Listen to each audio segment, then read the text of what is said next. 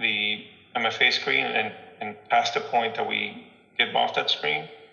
Yeah. Maybe adding those two together would be my recommendation. Do you think?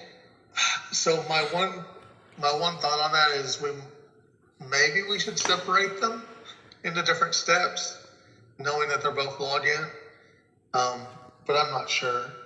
I think we could, in my opinion, would be in terms of how we report this on the audience. I think adding them would be the best way. I think separating them out for us to understand where we could possibly have some improvements would be helpful. So if you could obviously keep them separate as you would have to, and then review that with us and Patrick and team.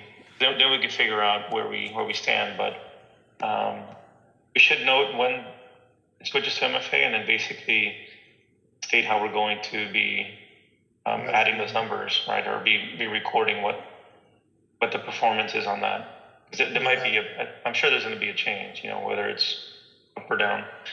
But just to confirm that we won't need an exception for your account. You'll be able to. So we want exceptions for the majority of our accounts, especially all like the QA accounts and et cetera. Just because. So for load testing and other things, I don't think it makes sense to have to do this if we don't have to. And also for the majority of our tests, we're just adding on a bunch of steps that cost more money. So Dynatrace for each page load charges us. So my thought would be to have one account, probably the account that we're using to report this data with MFA.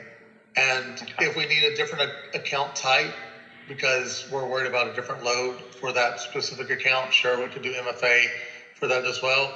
But my thought would be the majority of the accounts to be non-MFA